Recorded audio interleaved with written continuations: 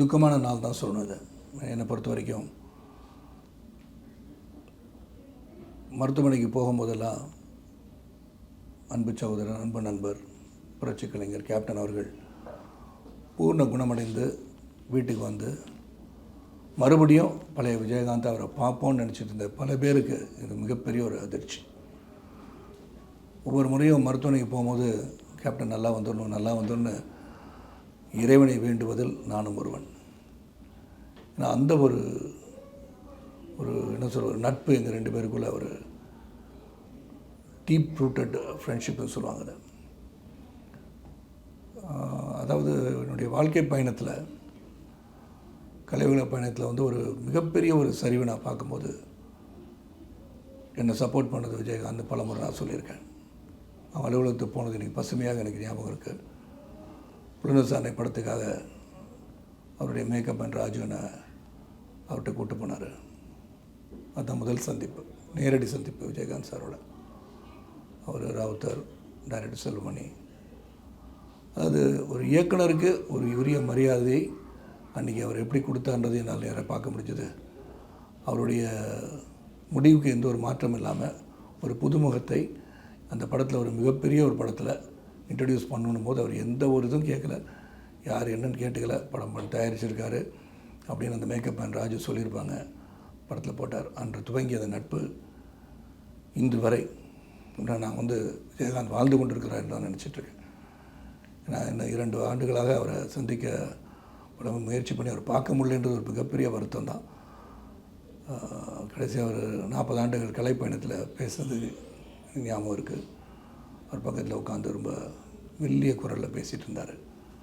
அப்போயே வந்து பழைய நண்பரை பார்க்க முடியவில்லையே என்ற ஒரு மிகப்பெரிய ஒரு ஆதங்கம் எனக்கு உள்ளே இருந்துகிட்டே இருந்துச்சு.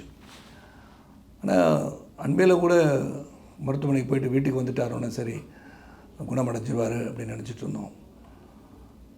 ஆனால் இது ஒரு மிகப்பெரிய ஒரு அதிர்ச்சி தான். இது ஒரு துக்க நாள்லேயே சொல்லலாம். எங்கள் பிரதம் கலை உலகத்துக்கு மட்டுமில்லை, அவரை பின்பற்றி அவரை நேசித்த பலருக்கு இது ஒரு துக்கமான நாள். இந்த நாளில் நான் வந்து சென்னையில் இல்லைன்றது மிகப்பெரிய வருத்தம் எனக்கு. நான் எப்படி இதை பகிர்ந்துக்கிறேன்னு தெரில. தொடர்ந்து வந்து அவருடைய குணங்களை பற்றி சொல்லணும். விஜயகாந்த் சார் வந்து எனக்கு தொடர்ந்து நிறைய படங்கள் வாய்ப்பு கொடுத்தார் எனக்கு. அதுக்கப்புறம் பார்த்திங்கன்னா ஒரு மிகப்பெரிய ஒரு கதாநாயகன், வளர்ந்து வருகின்ற ஒரு கதாநாயகிக்கு வாய்ப்பு தருவார்களா என்பது வந்து மிகவும் கடினம்.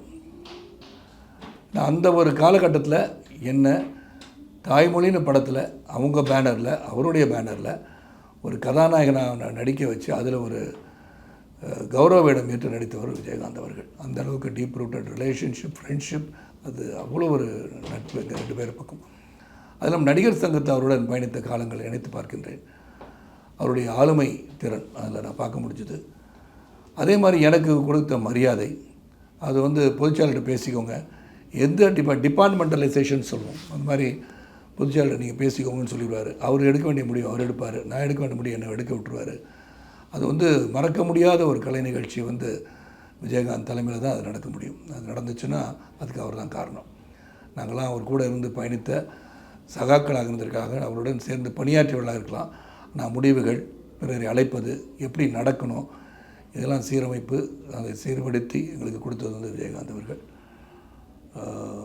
அவர் இழந்து தவிக்கின்ற ஒரு குடும்பத்தாருக்கும், தேமுதிகவின் உறுப்பினர்களுக்கும், தமிழக மக்களுக்கும், ரசிக பெருமக்களுக்கும் என்னுடைய ஆழ்ந்த அனுதாபங்களை, இரங்கலை என் சார்பாகவும், என் இயக்கத்தின் சார்பாகவும், என் குடும்பத்தின் சார்பாகவும் தெரிவித்துக் கொள்கின்றேன்.